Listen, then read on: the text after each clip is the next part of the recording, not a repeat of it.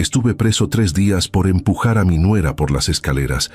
Ella lloraba, temblaba y decía, «Me quiso matar». Mi hijo se quedó callado. No me defendió, ni una palabra, hasta que mi esposa encontró una cámara oculta en la entrada. Revisó todo el material y ahí estaba. Mi nuera se tiró sola. Mi hijo sabía todo. Incluso la ayudó a borrar las huellas. Cuando el fiscal vio el video, todo cambió. Salí libre esa misma noche, pero no volví a casa. Ahora vivo con otra parte de la verdad. Fui traicionado por mi propia sangre. 72 horas en una celda dan para mucho, para repasar cada error, cada decisión, cada momento en que confundí conveniencia con lealtad. Recuerdo el frío de la banca metálica, el olor a desesperanza y, sobre todo, la imagen de mi hijo Miguel mirándome sin pestañear cuando los policías me esposaron en el vestíbulo de mi propia casa. No dijo nada, ni una palabra de protesta, solo ese silencio cómplice mientras Daniela, mi nuera de 5 años, sollozaba teatralmente, sujetándose el brazo lastimado.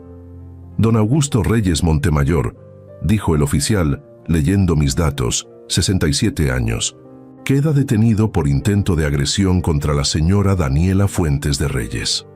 Palabras que jamás imaginé escuchar dirigidas a mí, un hombre que construyó su reputación ladrillo a ladrillo durante 4 décadas. Palabras que ahora entiendo fueron solo el principio de una revelación mucho más dolorosa que cualquier humillación pública. Cuando salí de aquella celda, ya no era el mismo hombre que entró. No porque estuviera doblegado o derrotado, al contrario, porque finalmente veía con claridad lo que durante años me negué a aceptar.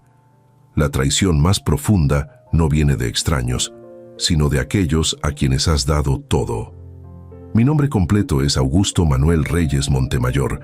Nací en un barrio modesto de Monterrey, hijo de un profesor de matemáticas y una costurera que apenas llegaban a fin de mes.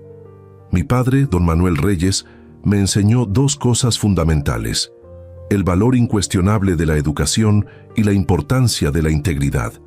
Un hombre sin palabra no es hombre, Augusto. Me repetía cuando algún compañero me invitaba a hacer trampa en los exámenes. Con esfuerzo obtuve una beca para estudiar ingeniería civil en el Tecnológico de Monterrey. Trabajaba por las noches como vigilante de una constructora para cubrir gastos. El dueño, don Javier Elizondo, notó mi interés por los planos que revisaba durante mis guardias.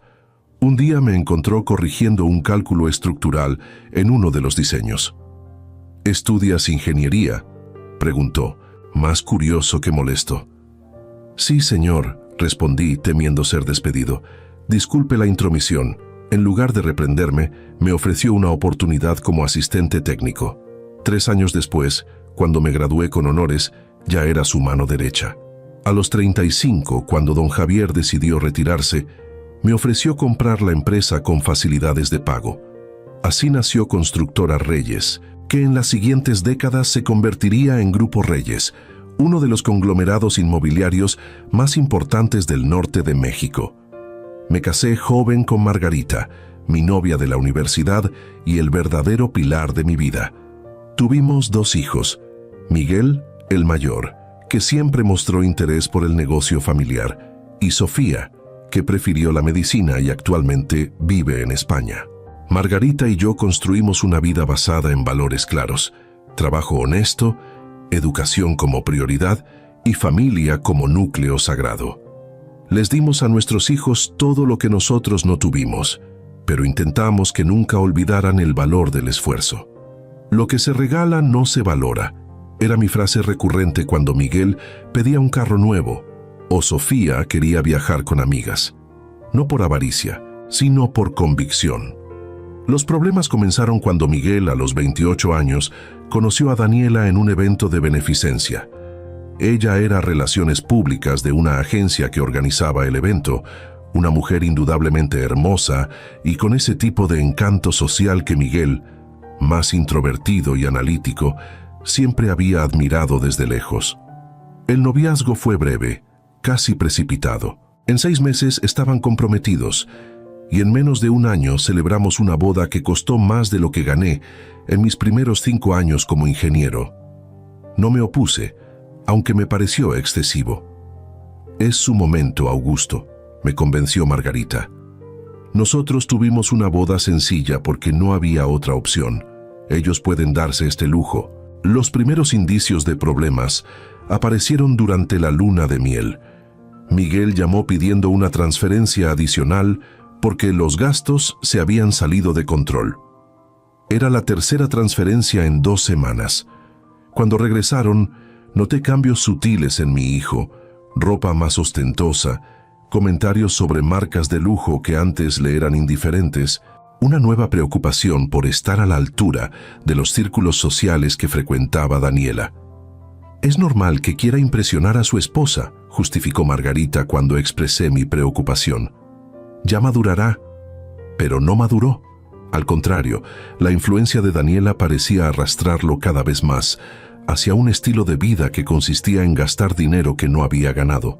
Cuando cumplieron 1 año de casados, les ofrecí un terreno en un fraccionamiento que estábamos desarrollando para que construyeran su casa.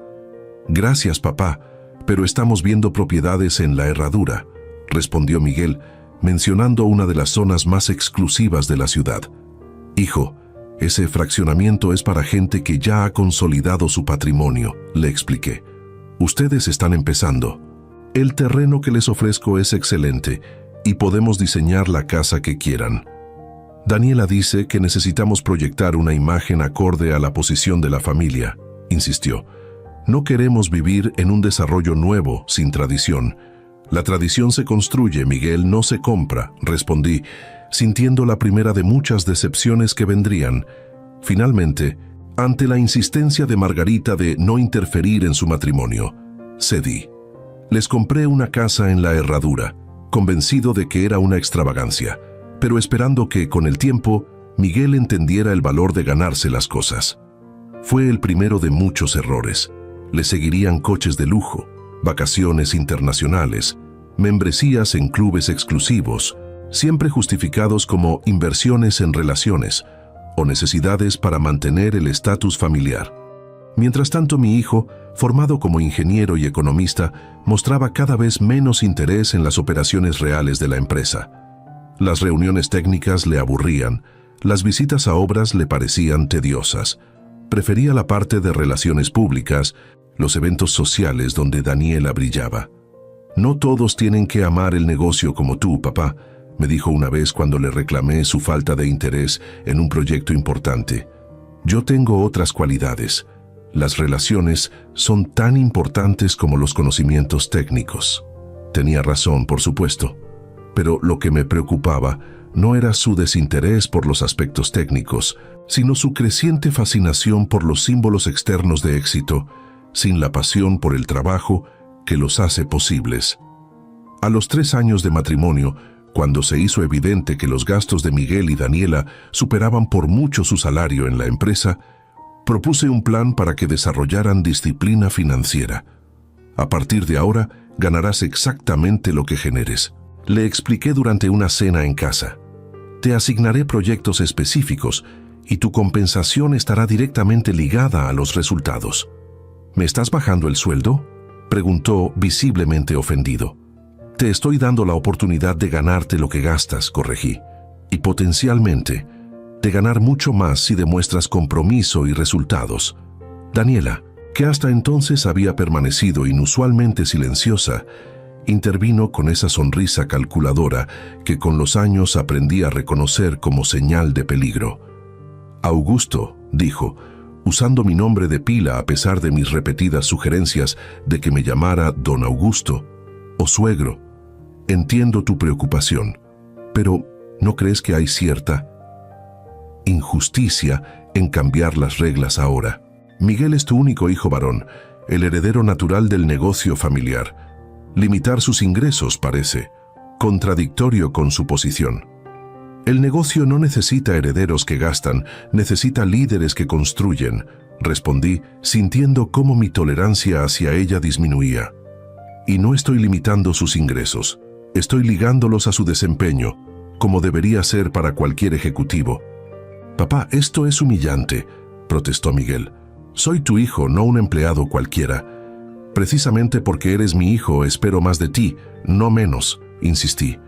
«Cualquier empleado sería despedido si mostrara tu nivel de desinterés y derrochara recursos como tú lo haces». La discusión escaló rápidamente. Daniela sugirió que mi actitud era típica de alguien con mentalidad de escasez, insinuando que mi origen humilde me impedía entender las necesidades de la alta sociedad. Miguel, en lugar de defender los valores con los que fue criado, se alineó con ella, acusándome de ser controlador y de no aceptar que los tiempos han cambiado. Margarita, intentando mediar, propuso un acuerdo intermedio que, en retrospectiva, solo postergó lo inevitable. Miguel mantendría su salario base, pero recibiría bonos trimestrales basados en su desempeño. Además, Daniela, que hasta entonces no trabajaba, se incorporaría al Departamento de Relaciones Públicas de la empresa. Así podrá canalizar su talento social hacia el beneficio del negocio familiar, argumentó mi esposa, siempre buscando la paz. Acepté, aunque con reservas.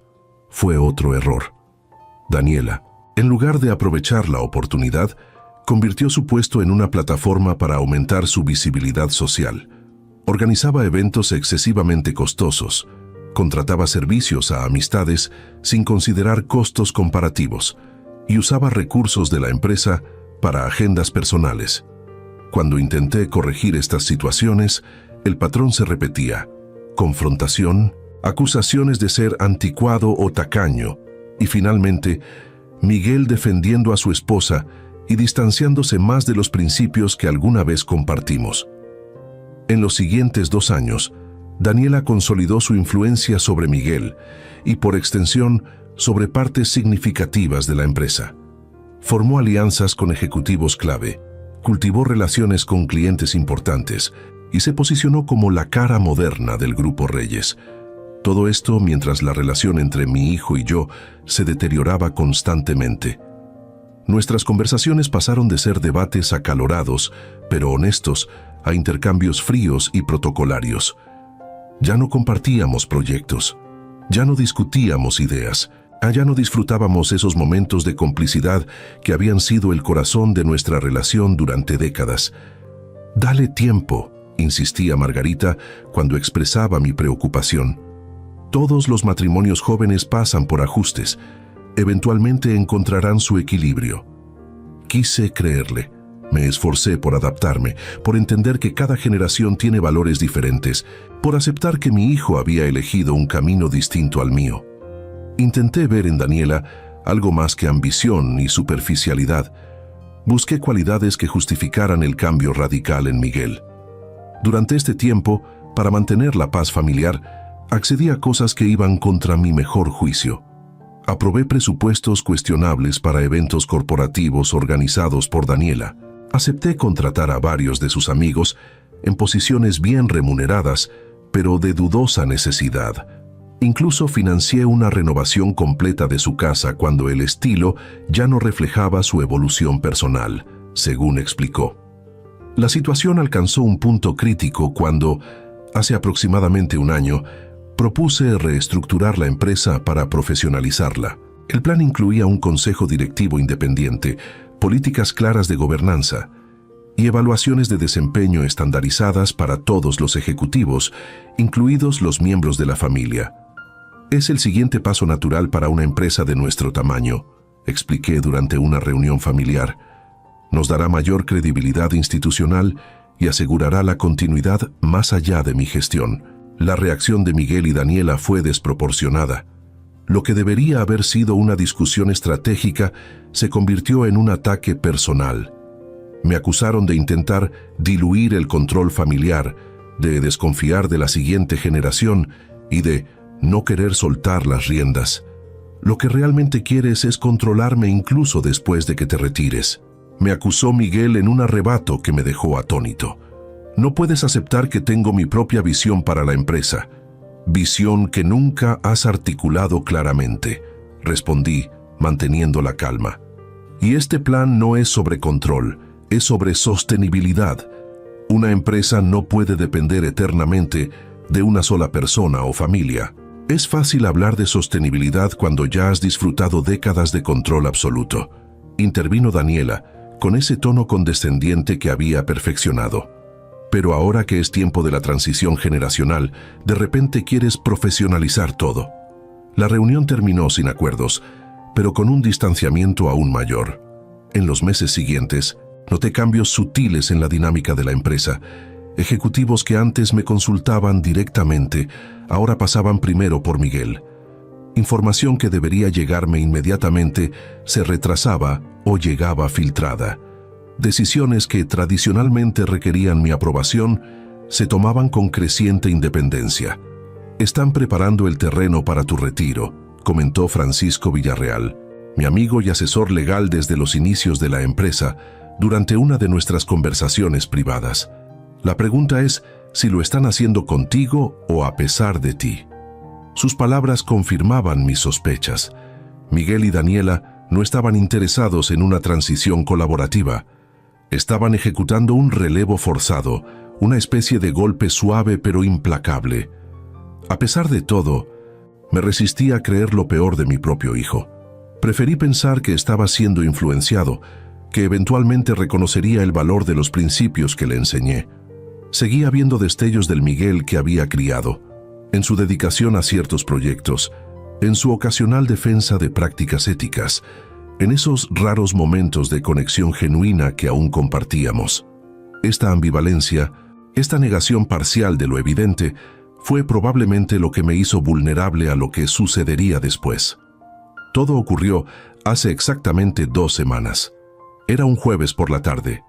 Había llegado temprano a casa después de cancelar una reunión porque me sentía particularmente cansado. Margarita había salido a visitar a su hermana en Saltillo y no regresaría hasta el día siguiente. Miguel y Daniela, que ocasionalmente nos visitaban para cenas familiares, aparecieron sin aviso, previo alrededor de las 6 de la tarde. ¡Qué sorpresa!, comenté al abrirles la puerta. No los esperábamos hoy. Pasábamos cerca y decidimos visitarte, explicó Miguel con una sonrisa que no alcanzaba sus ojos. ¿Mamá no está? Fue a ver a tu tía Elena. Regresa mañana, respondí, notando cierta tensión en su intercambio de miradas. Pero pasen, podemos pedir algo para cenar. Entraron y se dirigieron directamente a la sala. Noté que Daniela llevaba una bolsa grande, como si hubieran planeado quedarse o traer algo. ¿Quieren tomar algo?, ofrecí mientras entraba tras ellos. Acabo de abrir un tequila añejo que me regaló Francisco. Yo sí, respondió Miguel rápidamente. Daniela está tomando unos medicamentos para una infección, así que ella pasará. Serví 2 vasos y nos sentamos. La conversación inicial fue banal. El clima, un nuevo restaurante que habían probado, comentarios sobre una serie de televisión popular. Pero percibía una tensión subyacente, como si estuvieran esperando algo o midiendo sus palabras. Después de unos 20 minutos, Daniela se excusó para ir al baño. Miguel aprovechó para cambiar el tono de la conversación. «Papá, he estado pensando mucho en nuestras discrepancias recientes», comenzó, con una seriedad inusual. «Creo que tienes razón en muchas cosas.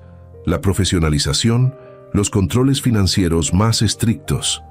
Lo he estado considerando seriamente». Su repentino cambio de postura me sorprendió, pero me dio esperanzas. Quizás finalmente estaba madurando, reconsiderando sus prioridades. «Me alegra escuchar eso, hijo», respondí, genuinamente complacido. «Siempre he creído que eres capaz de grandes cosas. Solo necesitas enfocarte en lo sustancial, no en las apariencias». «Lo sé», asintió, mirando brevemente hacia el pasillo por donde había desaparecido Daniela. «He cometido errores, dejándome llevar por influencias que no siempre han sido las mejores para mí o para la empresa». Esta admisión, tan alineada con mis propias preocupaciones, parecía demasiado perfecta, pero quise creerle. Necesitaba creerle. «Nunca es tarde para corregir el rumbo», le aseguré, colocando una mano sobre su hombro. «Estoy aquí para apoyarte». «Gracias, papá», respondió, y por un momento vi a mi verdadero hijo en sus ojos, no al extraño en que se había convertido en los últimos años. Entonces escuchamos un estruendo fuerte desde el vestíbulo seguido por un grito agudo. Nos levantamos de inmediato y corrimos hacia la entrada. Allí estaba Daniela, al pie de las escaleras que conducían al segundo piso, aparentemente caída y sujetándose el brazo con expresión de dolor.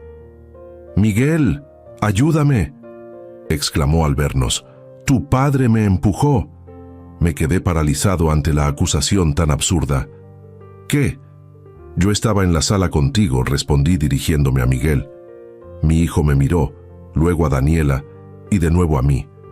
Un segundo de duda que pareció eterno, pero entonces su expresión cambió endureciéndose. «Acabas de venir del baño, papá. Yo estaba en la sala solo», dijo con una frialdad que heló mi sangre. «Te escuché discutir con ella mientras subías. ¿De qué hablas? Estuve contigo todo el tiempo. Estábamos conversando sobre la empresa». Pero Daniela ya estaba llorando histéricamente, acusándome entre sollozos de haberla seguido arriba, de haber discutido con ella sobre su mala influencia en Miguel y finalmente de haberla empujado por las escaleras en un arrebato de ira. Solo quería usar el baño de arriba porque el de abajo estaba sucio. Gritaba, su maquillaje corriendo dramáticamente por sus mejillas, y me atacaste como un loco. La situación era tan surrealista que me costaba procesarla. Estaba presenciando una mentira elaborada, ejecutada con una convicción que solo podía venir de la práctica o de una patología profunda.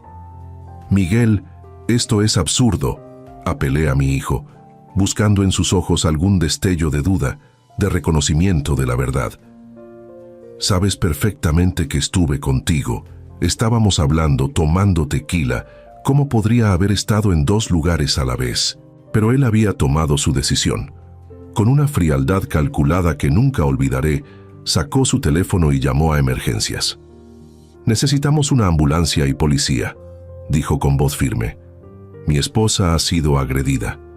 «Sí, sabemos quién fue. Mi padre». «Estamos en su casa». Mientras informaba la dirección no podía creer lo que estaba presenciando. Mi propio hijo, sangre de mi sangre, estaba fabricando una acusación que podría destruir no solo mi libertad, sino mi reputación, mi legado, todo lo que había construido durante décadas de trabajo honesto. «¿Por qué están haciendo esto?», pregunté, sintiendo una mezcla de incredulidad y horror. «¿Qué pretenden ganar?». Miguel me miró con una expresión vacía que nunca olvidaré. «Es lo mejor para todos, papá. Eventualmente lo entenderás». Cuando llegaron la ambulancia y la policía, la escena estaba perfectamente montada. Daniela, la víctima temblorosa que apenas podía hablar por el trauma. Miguel, el hijo preocupado dividido entre el deber hacia su esposa y la lealtad filial. Y yo, el supuesto agresor, atónito ante la magnitud de la mentira que se desplegaba a mi alrededor. Los paramédicos atendieron a Daniela, diagnosticando una posible fractura en el brazo y contusiones consistentes con una caída. Los oficiales tomaron declaraciones, primero de ella, luego de Miguel, finalmente mía. Mis protestas de inocencia sonaban huecas frente a dos testimonios consistentes. «Don Augusto Reyes Montemayor», dijo finalmente el oficial a cargo, «queda detenido por presunta agresión física contra la señora Daniela Fuentes de Reyes». Mientras me colocaban las esposas, busqué una última vez la mirada de mi hijo, algún indicio de remordimiento, de duda, de humanidad. No encontré nada, solo esa determinación fría de quien ha calculado cuidadosamente cada paso y está ejecutando un plan largamente premeditado. «Miguel», dije en un último intento, «piensa en lo que estás haciendo, en quién te estás convirtiendo». No respondió, solo observó en silencio cómo me llevaban esposado hacia la patrulla que me conduciría a una celda donde pasaría los siguientes 3 días, acusado de un crimen que no solo no cometí, sino que había sido cuidadosamente fabricado por mi propia familia. Lo que no sabían, lo que no podían imaginar mientras ejecutaban su plan, era que en esa casa que yo había construido, en ese hogar que creían conocer perfectamente, existían protecciones que había instalado precisamente porque, en algún nivel, había empezado a reconocer la amenaza que representaban. Y esas protecciones, invisible para ellos pero implacables en su objetividad, serían las que finalmente revelarían la verdad, y expondrían la profundidad de su traición. Las 72 horas que pasé en detención fueron las más largas de mi vida. Me asignaron una celda individual debido a mi edad y a la intercesión de Francisco, quien apareció en la comisaría apenas una hora después de mi detención. «Esto es absurdo, Augusto», dijo después de hablar con los oficiales y revisar los cargos preliminares. «No tiene sentido. ¿Por qué harían algo así?» «Control», respondí simplemente. «Control de la empresa, de mi patrimonio, de mi legado. Pero hay formas más convencionales de lograr eso. Una acusación criminal es extrema, arriesgada. No si está cuidadosamente planificada», reflexioné. «Piénsalo. Un incidente doméstico, una acusación de agresión, potencialmente una orden de restricción. El escándalo sería suficiente para forzar mi retiro inmediato. Miguel tomaría el control como solución temporal que se volvería permanente. Es el plan perfecto. Excepto por un detalle», señaló Francisco. «No eres culpable». «¿Y eso importa?», pregunté con amargura. «Es mi palabra contra la de ellos dos. Un hombre mayor, potencialmente inestable, contra una joven víctima y su esposo desgarrado por el conflicto». Francisco me miró con determinación. «Importa porque la verdad siempre encuentra su camino, Augusto. Y porque no estás solo en esto». Me explicó que ya había contactado a Margarita, quien estaba regresando inmediatamente de Saltillo. También había movilizado a nuestro equipo legal completo y estaba solicitando acceso a cualquier evidencia que la policía hubiera recogido en la casa. Durante los siguientes 2 días, mientras permanecía en esa celda austera repasando cada momento, cada señal que debía haber reconocido, Francisco me mantenía informado sobre los desarrollos externos. Daniela había sido tratada por una fractura menor y dada de alta el mismo día. Ya habían solicitado formalmente una orden de restricción contra mí. Y, lo más preocupante, Miguel había convocado una reunión de emergencia del comité ejecutivo de la empresa para discutir la continuidad operativa dada la situación legal del fundador. «Están moviendo sus piezas rápidamente», comentó Francisco durante su segunda visita, «casi como si tuvieran todo planeado de antemano». «Lo tenían», respondí. «Ahora lo veo claramente. Cada desafío a mi autoridad, cada cuestionamiento de mis decisiones, cada pequeña rebelión, eran pruebas, preparativos, escalones hacia este momento». «Margarita llegó esta mañana», continuó. «Está devastada pero determinada.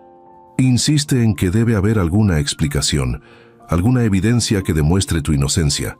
La casa», recordé súbitamente. «Las cámaras en la casa». Francisco me miró confundido. «¿Qué cámaras? La policía no encontró ningún sistema de vigilancia».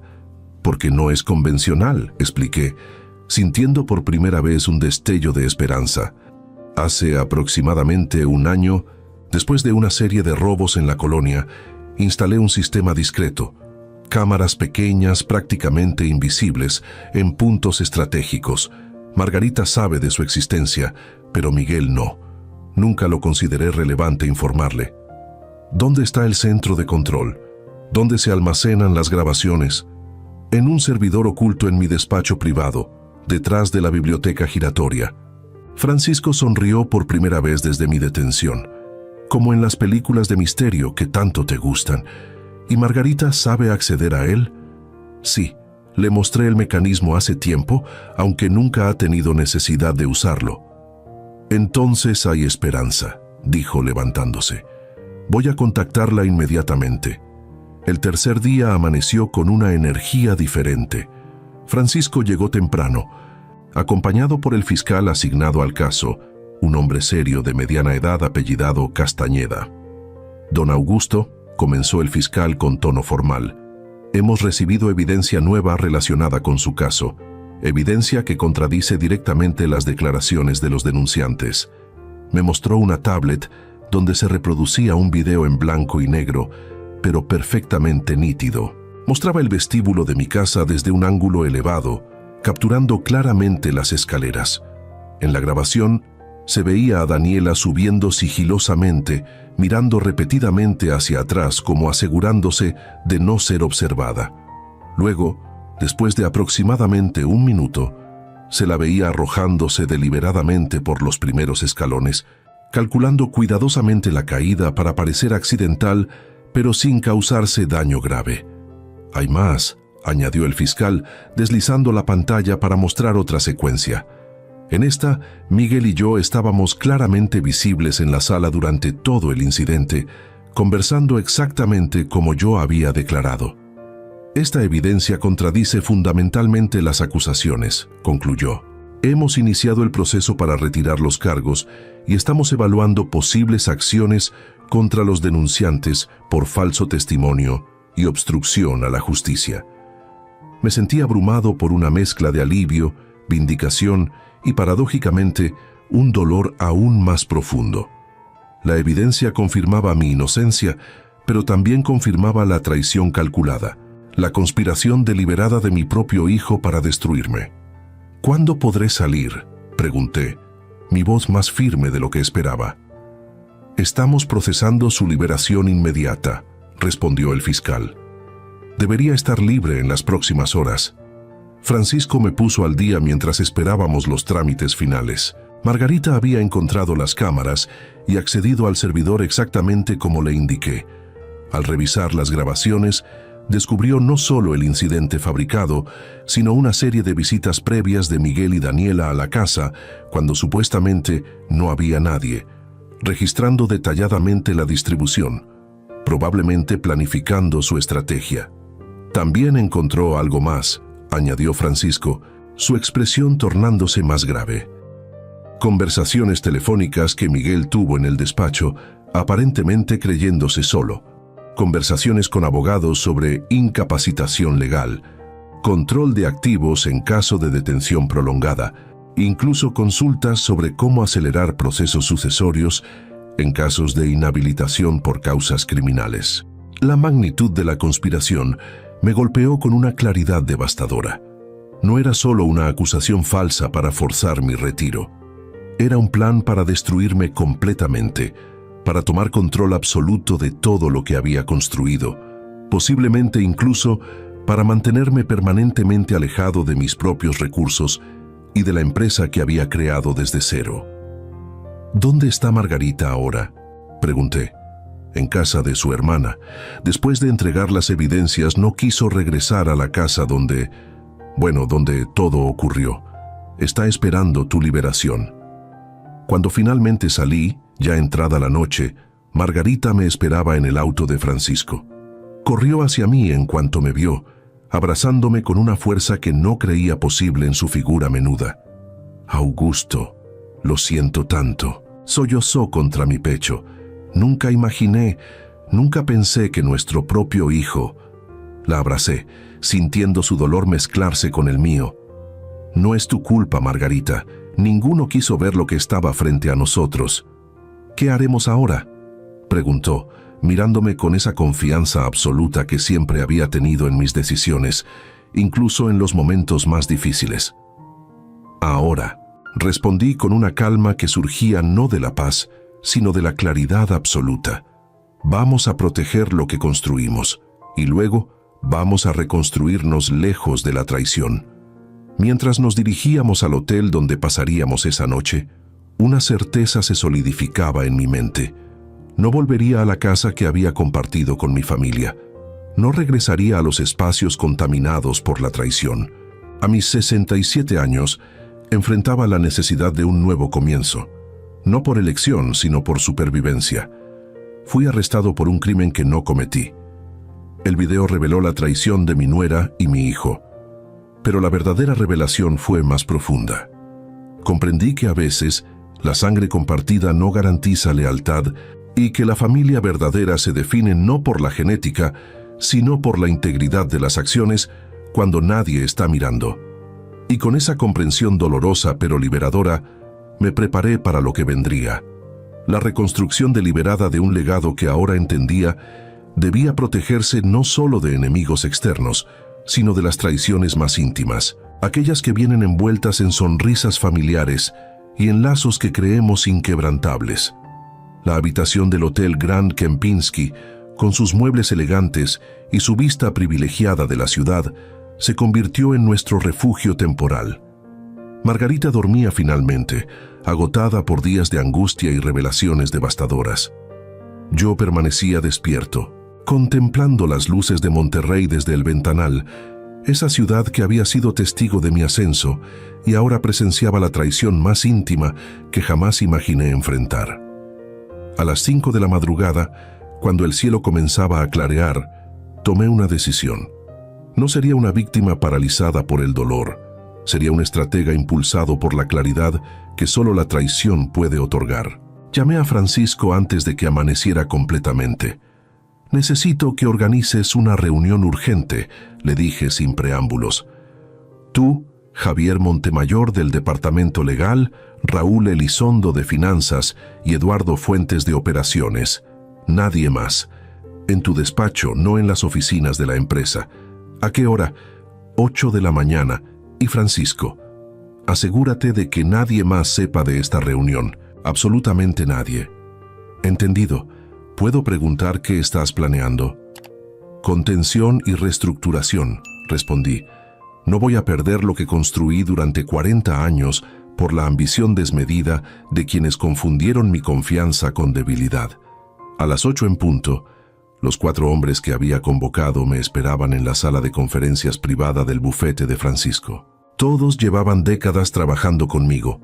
Todos habían sido testigos de la construcción del Grupo Reyes, y todos me debían lealtad no por lazos familiares, sino por años de respeto mutuo y visión compartida.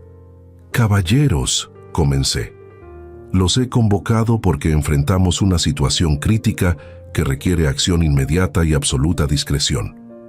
Durante la siguiente hora, les expliqué detalladamente lo ocurrido, la acusación fabricada, los 3 días en detención, las evidencias reveladas por las cámaras ocultas y, lo más importante, el plan aparentemente orquestado por Miguel y Daniela para tomar control de la empresa a través de mi inhabilitación legal. Sus rostros reflejaban incredulidad inicial, luego indignación, finalmente determinación. «¿Qué necesitas que hagamos?», preguntó Raúl, el director financiero, que había estado conmigo desde que la empresa era apenas una oficina modesta con 3 empleados. «Primero, contención», respondí. «Miguel ya convocó una reunión del comité ejecutivo argumentando mi situación legal. Esa reunión debe ser cancelada inmediatamente. Me encargaré personalmente», aseguró Eduardo. «Citaré protocolos de gobernanza que requieren tu presencia o autorización explícita para ese tipo de sesiones extraordinarias. Segundo, necesitamos asegurar todos los activos críticos de la empresa. Raúl, quiero que revises y, si es necesario, congeles accesos a cuentas corporativas, líneas de crédito y cualquier mecanismo que permita movimientos financieros significativos». «Considéralo hecho», asintió Raúl. «¿Qué nivel de restricción implemento para Miguel?»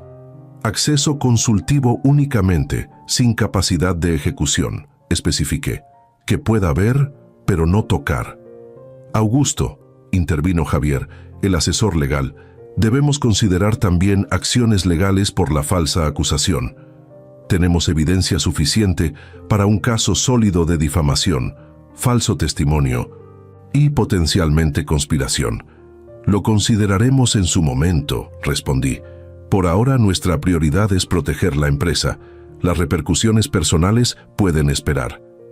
«¿Y qué hay de la reestructuración que mencionaste?», preguntó Francisco. «Ese es el tercer paso, el más importante», expliqué, desplegando una carpeta con documentos que había preparado durante la noche. «Vamos a implementar inmediatamente el plan de profesionalización que propuse hace meses, con algunas modificaciones significativas. Les presenté el nuevo esquema. Un consejo directivo independiente con mayoría de miembros externos, un fideicomiso que controlaría el 60% de las acciones del Grupo Reyes, con condiciones estrictas de gobernanza, y una redistribución de responsabilidades ejecutivas que esencialmente diluía el poder de Miguel sin removerlo completamente. Este plan, continué, asegurará que ningún individuo, ni siquiera yo mismo, pueda tomar decisiones unilaterales que comprometan la integridad o sostenibilidad de la empresa. Protegerá el legado que todos hemos ayudado a construir, independientemente de dramas familiares o ambiciones personales. «Es brillante», comentó Eduardo después de revisar los documentos. «Establece controles y contrapesos que harían prácticamente imposible un intento de toma de control como el que aparentemente planeaban». «¿Cuánto tiempo necesitamos para implementarlos?», preguntó Javier. «Con tu equipo legal trabajando a tiempo completo, estimaría 3 días para la estructura básica, quizás 2 semanas para la implementación completa», respondí. «Pero necesitamos que la estructura central esté funcionando antes de que Miguel pueda reorganizarse y planear su siguiente movimiento». «Trabajaremos día y noche si es necesario», aseguró Javier. «Esta empresa significa tanto para nosotros como para ti, Augusto. No permitiremos que sea secuestrada por ambiciones desmedidas». La reunión continuó por 2 horas más, refinando detalles, anticipando posibles obstáculos, estableciendo líneas claras de acción. Cuando finalmente terminamos, sentí algo que no había experimentado desde que vi a mi hijo llamar a la policía para acusarme falsamente. Control sobre mi destino. Mientras los demás recogían sus documentos, Francisco se acercó discretamente. «Hay otro asunto que debemos discutir», dijo en voz baja. «La situación personal. Tu casa, tus pertenencias». «No regresaré a esa casa», respondí con firmeza. «Nunca más. Entiendo el sentimiento, pero hay cuestiones prácticas. Documentos importantes, objetos personales, recuerdos familiares». Tenía razón. Por supuesto. A pesar del dolor, había aspectos logísticos que no podía ignorar. «Margarita puede encargarse de eso», decidí. «Con apoyo adecuado y cuando esté lista. Por ahora, extenderemos nuestra estancia en el hotel». «¿Y Miguel? Eventualmente tendrás que enfrentarlo profesionalmente, si no personalmente». La pregunta me hizo considerar algo que había estado evitando: el inevitable encuentro con mi hijo después de su traición. La imagen de su rostro impasible mientras me esposaban seguía fresca, dolorosamente nítida. «Lo enfrentaré», confirmé, «pero en mis términos, no en los suyos. Y cuando lo haga, ya no será desde la vulnerabilidad de un padre traicionado, sino desde la fortaleza de un líder que protege lo que construyó con décadas de trabajo honesto». Regresé al hotel encontrando a Margarita despierta, revisando su teléfono con expresión preocupada. «Miguel ha llamado 5 veces», informó. «También envió mensajes preguntando por ti, por tu liberación. Actúa como si estuviera genuinamente preocupado». «Es parte de su estrategia», respondí, sintiendo una punzada de dolor al reconocer la calculada duplicidad. «Probablemente no esperaba que encontráramos las grabaciones tan rápido. Ahora está improvisando, intentando mantener una fachada de preocupación filial. No puedo creer que nuestro hijo sea capaz de tal actuación», suspiró, las lágrimas amenazando con regresar a sus ojos ya enrojecidos. Me senté junto a ella, tomando sus manos entre las mías. «Margarita, debemos aceptar una realidad dolorosa. El hijo que criamos y el hombre en que se ha convertido son personas diferentes. La influencia de Daniela, la ambición desmedida, quizás incluso resentimientos que nunca expresó abiertamente. Todo eso ha creado a alguien que ya no reconocemos». «¿Qué hacemos ahora?», preguntó, con esa mezcla de vulnerabilidad y fortaleza que siempre había admirado en ella. «Primero protegemos lo que construimos. Ya he iniciado ese proceso esta mañana. Luego, cuando estemos seguros de que nuestro legado está a salvo, decidiremos cómo manejar la relación personal si es que queda alguna que salvar». El teléfono de Margarita vibró con otro mensaje. Lo miró brevemente y lo dejó caer sobre la cama como si quemara. «¿Qué dice?», pregunté, aunque parte de mí no quería saber. «Que el fiscal lo contactó, que sabe que has sido liberado, que entiende que estamos molestos, pero que todo tiene una explicación y quiere reunirse con nosotros». «La audacia es impresionante», comenté, sintiendo una mezcla de indignación y una extraña admiración por la determinación implacable de Miguel. ¿Qué explicación podría posiblemente justificar fabricar evidencia para encarcelar a tu propio padre? ¿Le respondo?, preguntó Margarita. «No, no todavía. Primero aseguraremos lo que es nuestro. Luego, cuando estemos listos y en posición de fortaleza, yo decidiré cuándo y cómo ocurrirá ese encuentro. Mi teléfono sonó en ese momento. Era Raúl, el director financiero. Augusto, tenemos un problema, dijo sin preámbulos. Miguel acaba de intentar ejecutar transferencias sustanciales desde 3 cuentas corporativas diferentes. Las bloqueamos como indicaste, pero está insistiendo, amenazando con acciones legales por obstrucción de sus funciones ejecutivas. ¿Hacia dónde iban esas transferencias? 2 hacia cuentas personales, aparentemente a nombre de Daniela. La tercera hacia una entidad en Islas Caimán que no había aparecido previamente en nuestras operaciones. La confirmación de mis sospechas fue como un golpe físico. No era solo una toma de control lo que planeaban, era un saqueo descarado. Mantén los bloqueos, ordené. Documenta cada intento, cada amenaza. Y Raúl, implementa el protocolo completo de seguridad financiera. Código rojo. ¿Estás seguro? Eso congelará prácticamente todas las operaciones financieras no esenciales.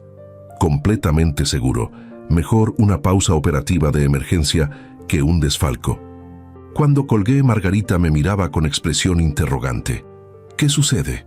Miguel está intentando sacar dinero de la empresa, grandes cantidades, hacia cuentas personales y offshore. Dios mío, susurró, llevándose una mano a la boca. ¿Hasta dónde piensa llegar?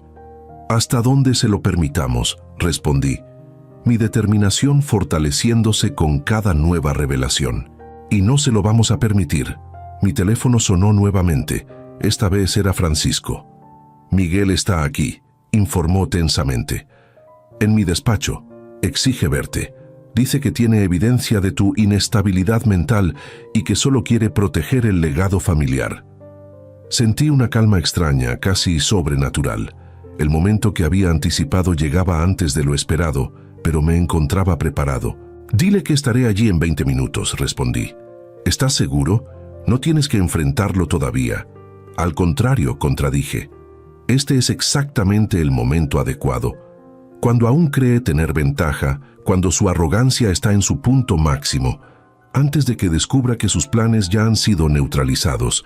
Después de colgar, me volví hacia Margarita, quien me observaba con una mezcla de preocupación y orgullo. Voy a encontrarme con Miguel, expliqué. Es hora de que entienda exactamente a quién intentó derrocar. Voy contigo, declaró, poniéndose de pie con determinación. No, Margarita, este primer encuentro debe ser entre él y yo, como hombres, como profesionales, como lo que queda de padre e hijo. Asintió lentamente, comprendiendo. Ten cuidado, Augusto, la desesperación puede hacer a las personas impredecibles. Lo sé, pero recuerda que no soy yo quien está desesperado. Me acerqué y besé suavemente su frente. Soy yo quien tiene la verdad, la evidencia y 4 décadas de experiencia enfrentando adversidades. Mientras me preparaba para salir, mirándome en el espejo del baño, reconocí a un hombre transformado. Los 3 días de detención habían dejado marcas físicas sutiles, ojos ligeramente hundidos, barba incipiente que normalmente nunca permitiría, un aura general de fatiga. Pero había algo más, algo en la mirada, en la postura. Una claridad implacable que solo surge cuando todas las ilusiones han sido despojadas, cuando ya no queda nada que perder, excepto lo que decides conscientemente proteger. Enfrentaré a mi hijo, pensé mientras ajustaba mi corbata, pero no como el padre herido que esperaba reconectar con el niño que crió, sino como el hombre que soy, enfrentando a otro hombre que ha elegido conscientemente convertirse en mi adversario.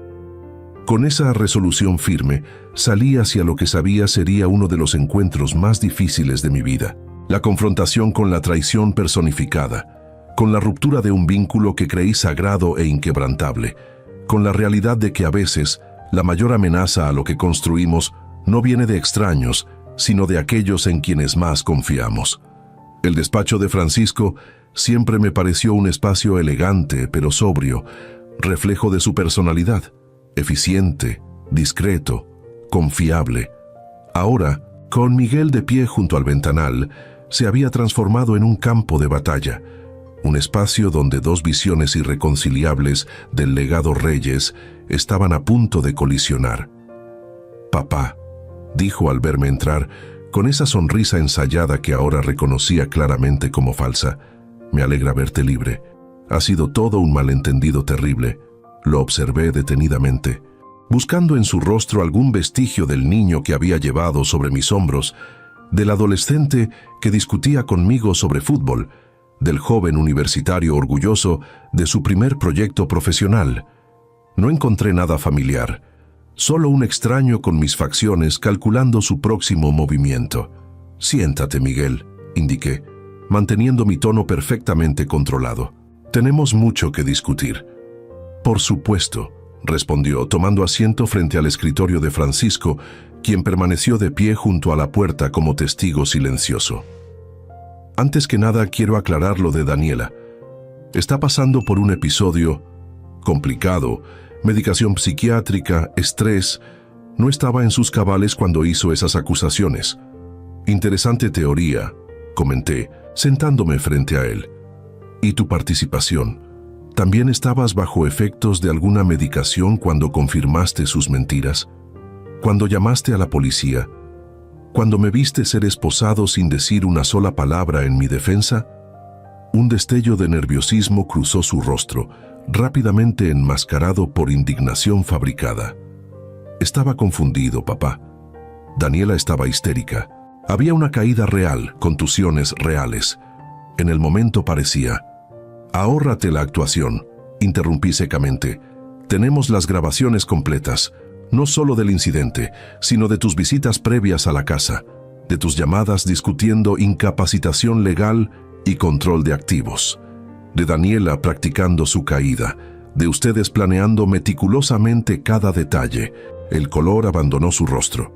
La fachada de preocupación filial se desmoronó, revelando brevemente pánico genuino antes de ser reemplazado por una frialdad calculadora que me resultaba irreconocible en el hijo que había criado. «¿Y qué piensas hacer?», preguntó abandonando finalmente la charada. «¿Denunciarnos?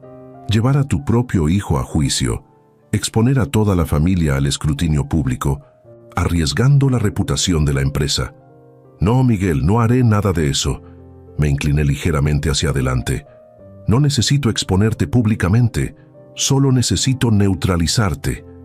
Abrí el maletín que había traído conmigo y extraje varios documentos, colocándolos metódicamente sobre el escritorio. «Este es el nuevo organigrama del Grupo Reyes, efectivo desde esta mañana. Notarás que tu posición ha sido recalibrada. Mantienes un título ejecutivo, pero tus facultades operativas y financieras han sido significativamente reducidas». Pasé al siguiente documento. «Esta es la nueva estructura accionaria. El 60% de las acciones han sido transferidas a un fideicomiso controlado por un consejo independiente con criterios estrictos de gobernanza. El 20% permanece bajo mi control directo.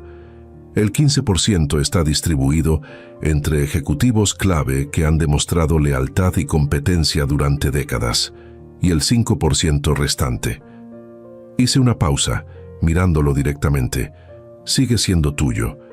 Un recordatorio constante de lo que podrías haber heredado si hubieras elegido la integridad sobre la ambición». Miguel revisó los documentos con incredulidad creciente, pasando páginas frenéticamente, buscando alguna laguna, algún error, alguna posibilidad de impugnación.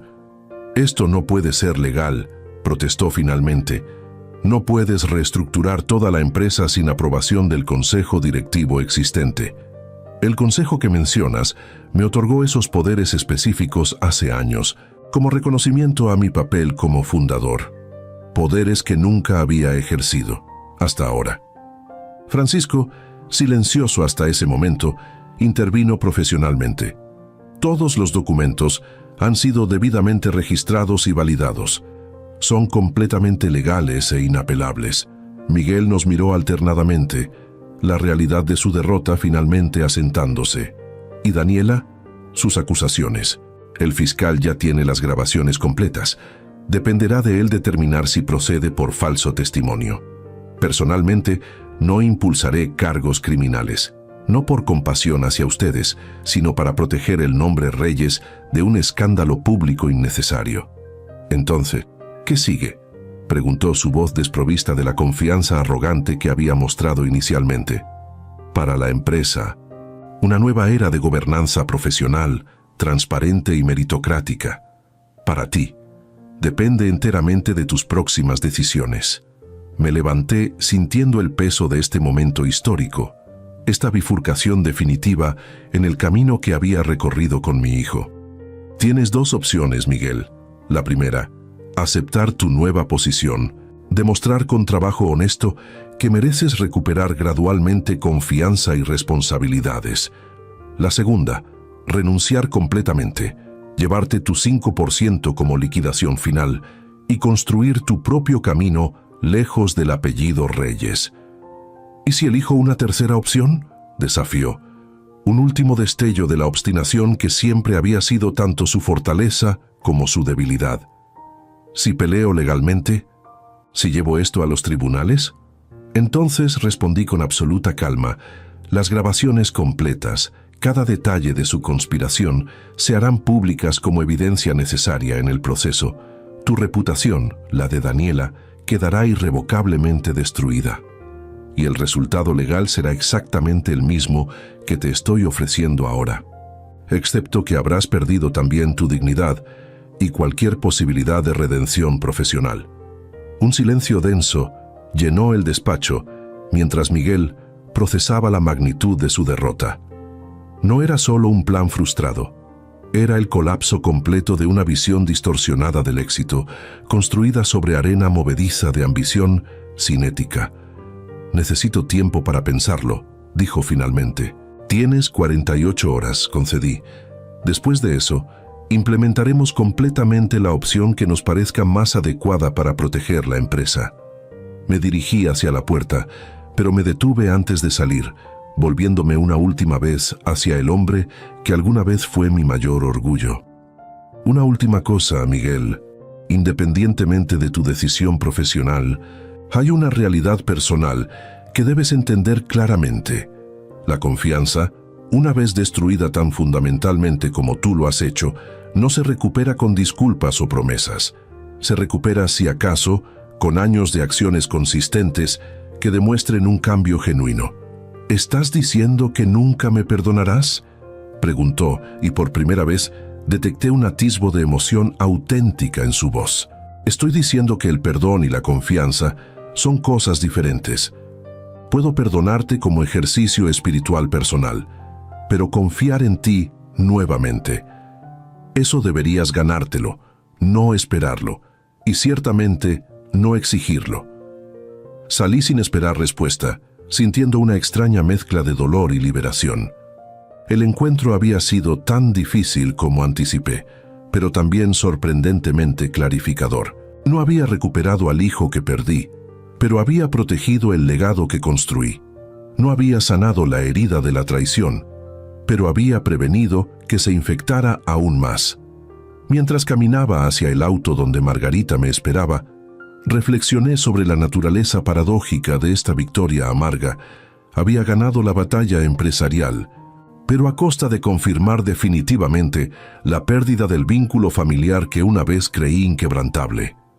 El respeto, pensé, mientras el sol de mediodía iluminaba las calles de Monterrey, no se hereda junto con el apellido o el patrimonio. Se gana con integridad, se mantiene con consistencia y una vez perdido, revela la verdadera naturaleza de quienes nos rodean y de nosotros mismos.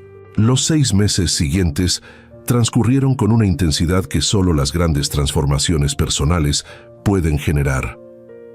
El Grupo Reyes, bajo su nueva estructura de gobernanza, no solo sobrevivió a la crisis de liderazgo, sino que prosperó con una vitalidad renovada.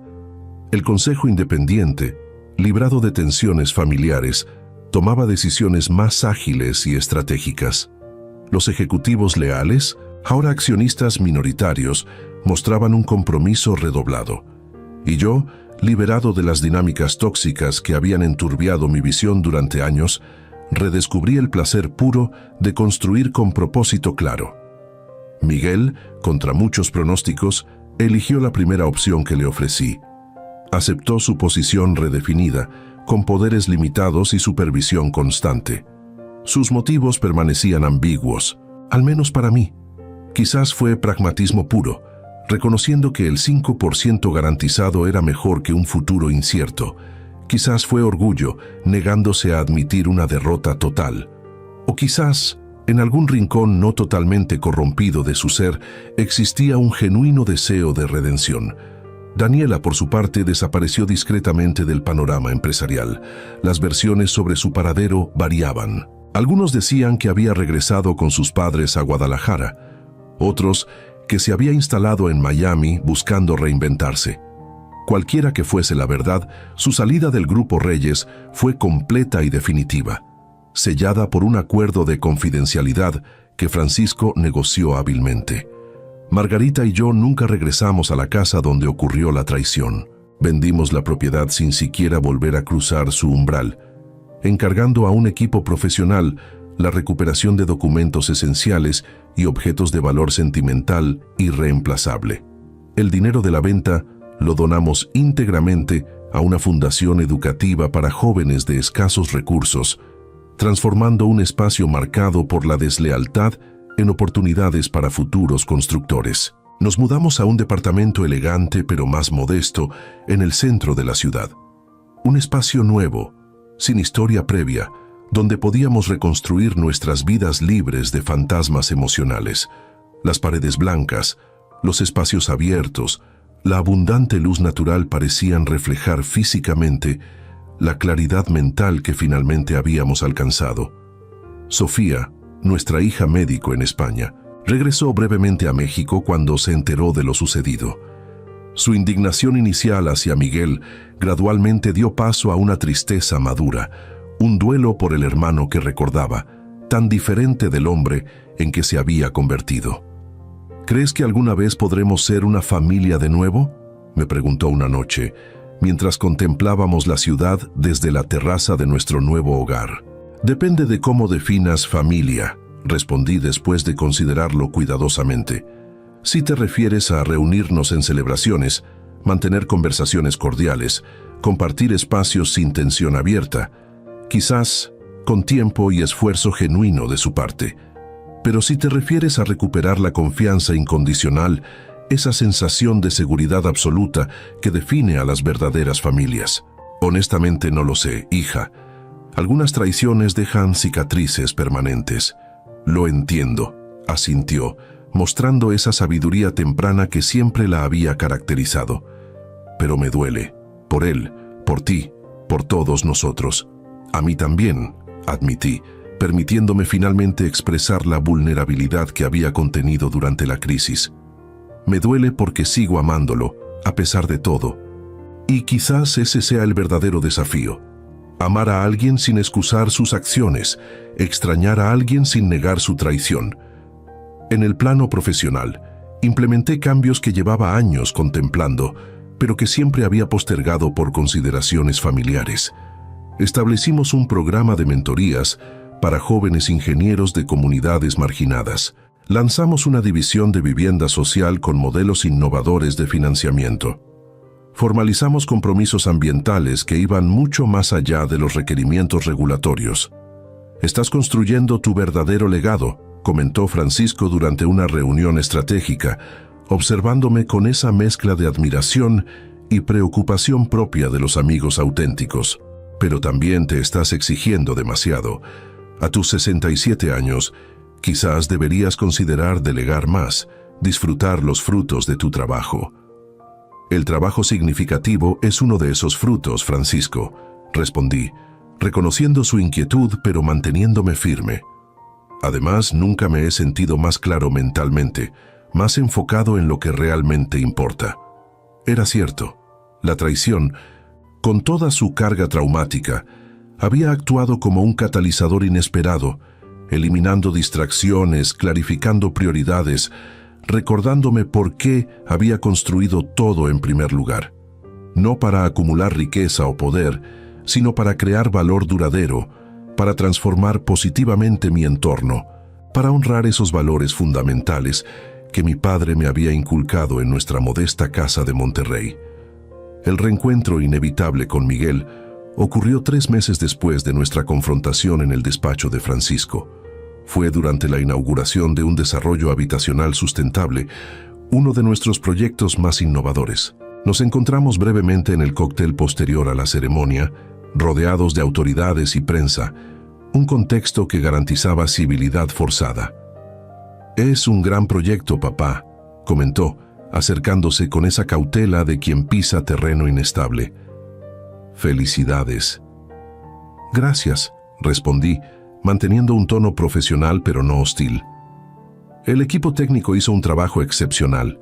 Un silencio incómodo se instaló entre nosotros, cargado de todo lo que no podíamos o no queríamos expresar en ese contexto público.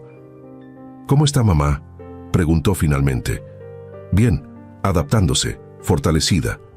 Asintió, buscando visiblemente cómo continuar esta conversación artificial que apenas disimulaba el abismo entre nosotros. «He estado pensando mucho», dijo finalmente, bajando la voz, «sobre todo lo ocurrido, sobre mis decisiones, sobre quién soy realmente y quién quiero ser». Lo observé atentamente, buscando signos de manipulación, de cálculo, de esa falsedad que había llegado a asociar con sus palabras.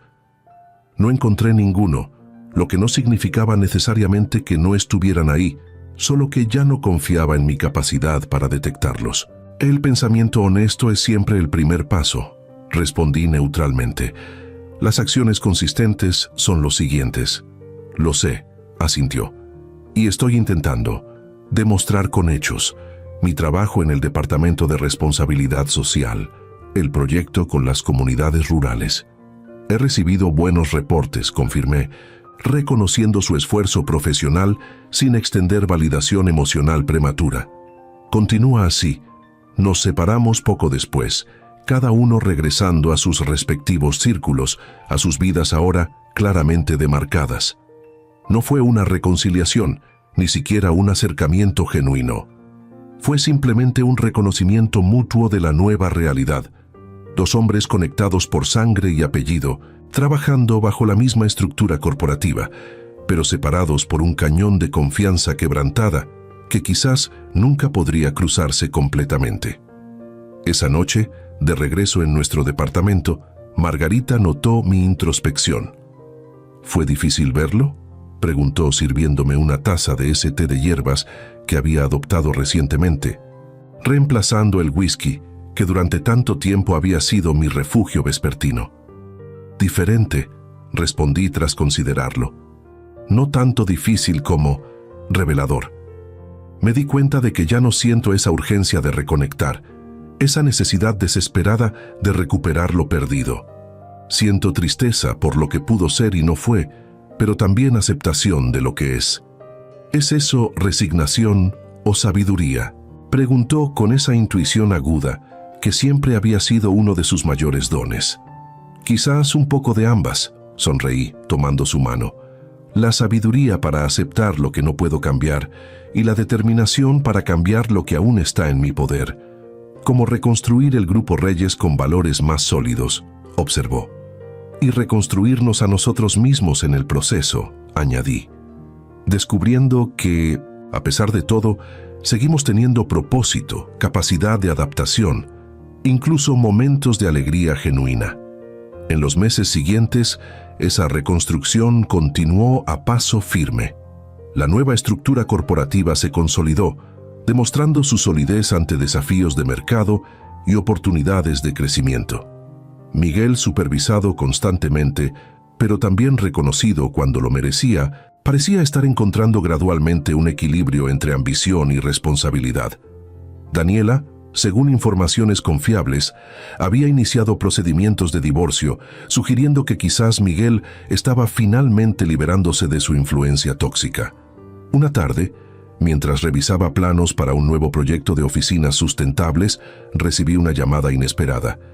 Era el padre Julio, sacerdote de la parroquia donde Margarita y yo nos habíamos casado hace más de 4 décadas. Don Augusto saludó con esa calidez que siempre había caracterizado su ministerio. «Perdone que lo moleste, Pero hay algo que creo debería saber. ¿De qué se trata, padre? Su hijo Miguel ha estado viniendo a la parroquia regularmente, no para misa, sino para servicios comunitarios. Trabaja en el comedor social, ayuda con reparaciones. Incluso ha estado dando clases de matemáticas a niños de familias vulnerables. ¿Desde cuándo?, pregunté, genuinamente sorprendido. Casi 3 meses. Nunca menciona su apellido, nunca busca reconocimiento. Simplemente aparece, trabaja duro y se marcha. Pensé que debía saberlo. Después de agradecerle la información, permanecí largo rato contemplando la ciudad desde mi ventana, procesando esta revelación inesperada. No cambiaba fundamentalmente lo ocurrido, no borraba la traición, no garantizaba una transformación completa, pero ofrecía algo que no había considerado plenamente: la posibilidad de que el verdadero Miguel, el hijo que creí conocer, no hubiera desaparecido completamente, sino que estuviera luchando por emerger nuevamente, por redescubrir valores enterrados bajo años de influencias corrosivas y decisiones equivocadas. Esa noche, por primera vez desde el incidente, envié un mensaje breve a Miguel. Estoy orgulloso del trabajo que estás haciendo en la parroquia del Padre Julio. Su respuesta llegó casi inmediatamente. Gracias, papá. No lo hago para que estés orgulloso, aunque significa mucho que lo estés. Lo hago porque finalmente entendí lo que siempre intentaste enseñarme: que el verdadero valor no está en lo que acumulas, sino en lo que construyes y en quién te conviertes en el proceso. No respondí, dejando que sus palabras resonaran por sí mismas. No era un final feliz, no era una reconciliación completa, no era un retorno mágico a la familia idealizada que alguna vez creí tener. Era algo más complejo, más matizado y quizás más verdadero: el reconocimiento mutuo de un daño irreparable, pero también de un camino posible hacia algo nuevo, algo reconstruido conscientemente sobre fundamentos más honestos. Fui arrestado por un crimen que no cometí. El video reveló la traición de mi nuera y mi hijo, pero la verdadera revelación fue más profunda. Comprendí que el respeto no se hereda con el apellido o la posición, se gana con integridad sostenida. Entendí que la familia verdadera no se define por lazos de sangre, sino por vínculos de confianza y valores compartidos. Y aprendí que incluso a mis 67 años, cuando parecía que todo estaba establecido y definido, la vida podía desmoronarse y reconstruirse, revelando nuevas posibilidades, nuevas fortalezas, nuevas definiciones de éxito y legado. El video reveló una traición, pero también iluminó un camino hacia la verdad. Y la verdad, aunque dolorosa, siempre trae consigo la semilla de la liberación.